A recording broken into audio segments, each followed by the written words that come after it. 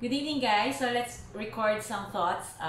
It's just been some time that I haven't recorded or shared to you my thoughts. Anong topic natin? So maybe we could dwell on the current vaccination program by the government and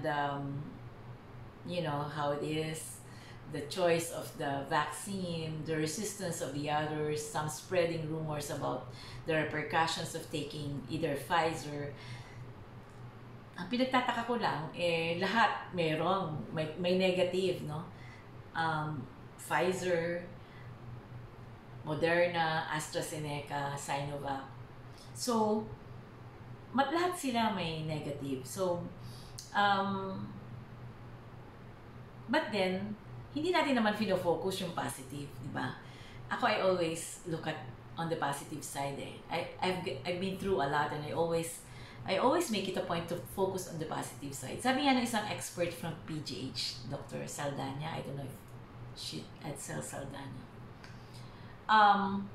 He said na kahit ano pa yan, tanggapin nyo na kung ano yung vaccine na yan. Importante, tayo ay protektado. At least kung ma-efficacy man siya na 50%, 90% or whatever, at least we're partially protected, di ba? Or not fully protected, but partially protected. Tanggapin nyo na yan. Kesa, sabi nga nila, you don't know the gravity or tama ba yung gravity na word? How grabe the extent of the effect of the virus until you have it, right? So, and yeah, I know some people and some are asymptomatic, but others felt the symptoms and survived, but others did not survive. So, maraming kwento, no? Yung COVID kasi iba-iba, makita mo naman. Yung iba naman nasa news, yung iba medyo kilala namin. So, kakilala in a way na kaibigan ng ganyan, whatever. Pero hindi naman that close. So, anyway, so yun, ako ang ano ko dyan is, let's accept whatever vaccine we would have. And, at least you have that first line of defense against the virus. Because as you see, there are, sabi nga nila yung Sinovac daw can fight against the UK and the South African variant. So, yung mga ganun ba na iba kasing opinion, hindi na natin alam kung sinong ating papanigan. Basta ang thrust ng World Health Organization and the DOH is the vaccination of everyone. Of course, this is very costly for the government. Siguro kasi medyo na-trauma lang tayo doon sa Dengvac siya, no? So, this is very costly for the government and because as it is, most will get it for free, right? And you don't get anything for free at all. You really have the government purchase it somewhere and that import it with all the cost to the Philippines and it's not really that mura, no. But anyway, of course for the other countries, I have friends from UAE na sabi nila libre talaga sa kanila. And even the party PCR test. So, iba-iba kasi, depende. Kasi ang yaman naman ng country na yun. So, anyway. So, yun. Let's accept the vaccine. Hindi ako doktor. Ang tinitingnan ko lang yung anong gusto nyo meron o wala. Ganun lang naman sa akin. So, of course, I receive a positive news that our company procured already a brand. Maybe it's AstraZeneca. I'm not really sure. And then, my daughter who works in Congress also has AstraZeneca. And even the other groups, my son has Moderna. So, iba-iba yung, kasi it's an American company, so iba-iba yung ano. But then again, sabi ko nga, importante, mabakunahan lahat. Because as it is, without that, we are not that safe, or shall I say, we don't have that level of confidence in us to go out, to travel, and all that. Actually, hindi ako nagbabasa. Pero pag may certificate ka of vaccination or whatever, you have that added edge, right? That you can show to all ports, that you can show to airports, that, hey guys, I'm vaccinated. I mean, may vaccine ako, di ba?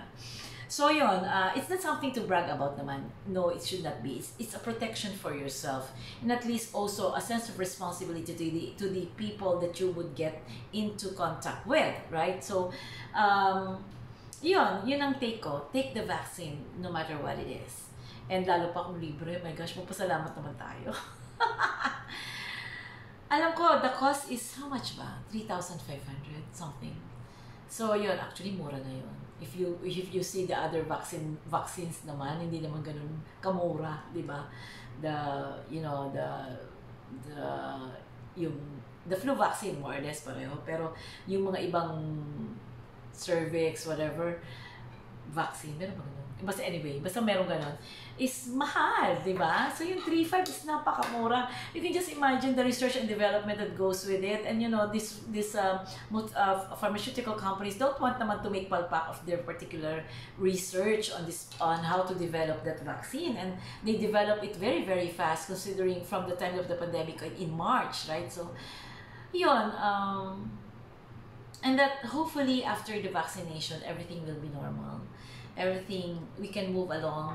More or less, masaya na ako kasi like for example, sa Mindoro daw, wala nang mga kailangan. Although in Pola, I think they still want the acceptance letter and you have to report to the munisipyo. And the trace up yata in Calapan or Batangas for that matter. Madali naman yon. However, in Occidental yata, wala na talaga. So, it's just that we should not be irresponsible naman. I mean, if we really feel that something is wrong with our body, then you might as well have yourself checked, di ba? So, hindi yung mag-i-insist ka and then, you know, mahahawa mo pa sila, di ba? So, mahirap kasi talaga. So anyway, those are my thoughts on the current vaccination program of the government and that it's very costly. Hindi ko alam kung paano yung pinunduhan. It's very costly talaga and siguro talaga, the state kasi, under the Constitution kasi, the state has to protect the citizens. No? So, kasama yun siguro sa Pledge of Allegiance ng mga mambabatas or mga mamumuno no, sa executive government, executive branch of the government. So, yeah. Hopefully, in our company yata is second quarter. So, yung sa Congress, sana kasama siya dun dumating na kasi may dumating recently na for na order ng government. Hindi ko alam kung kasama yon, but I'm not really sure kasi our name was listed by our daughter, but I'm not really sure if the allocation, if the Congress will allocate for us. But it's not free, I think. Ours is not free, it's just that we could avail through our daughter. So, yun.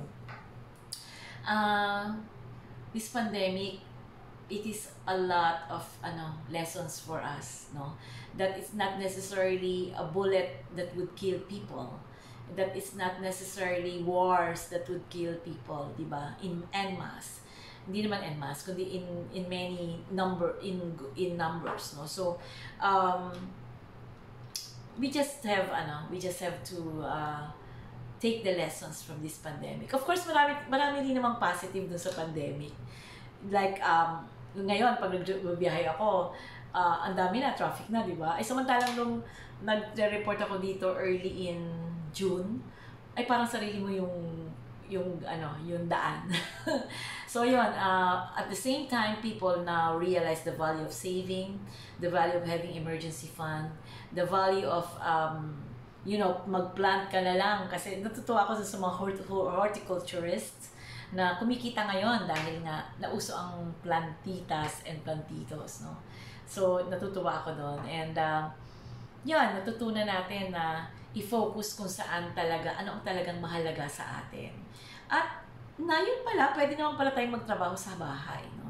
That we should, the work from home should really be an accepted fact that, na dapat accepted current truth na dapat alam din natin na pwede palang, kailangan talaga minsan magtatrabaho ka sa bahay kaysa naman lalabas ka. Kasi sobrang dangerous talaga ng virus na, di ba yung isang beses lang siyang nag-grocery, nagka-virus na. Meron namang isang matanda, lumabas lang, may nagbukas sa gate, nagka-virus na. Yung mga ganun, hindi mo masasabi di ba? So, ayun, another is yung mga pharma companies distributing vitamins and vitamin C and vitamin D3 and vitamin E and all that, dumami rin, di ba? Yung mga online sellers, dumami rin. So, yun. So, going back to the vaccination, I hope that everyone will be vaccinated and everyone will be protected. And it's a tough for the DOH and the government, and let's cooperate, no? Of course, we have to report if there are effects on us after the first or the second dose. Para alam naman nila dun sa research nila, malalag nila, you know. Sana nga ganun eh, whenever you, pero dapat validated, hindi yung gusto mo lang ma-report. So yun, hopefully, no, by the end of the year, everyone is vaccinated, and that, paano yun, 100 million times 3,500, oh my gosh, so so get well, everyone, and not get well, but stay safe, keep safe, protect yourself, and ensure that you are protected wherever you go. Maintain a distance, avoid crowded places. So God bless you. Mama. God bless. God is good all the time. All the time, God is good. Mama.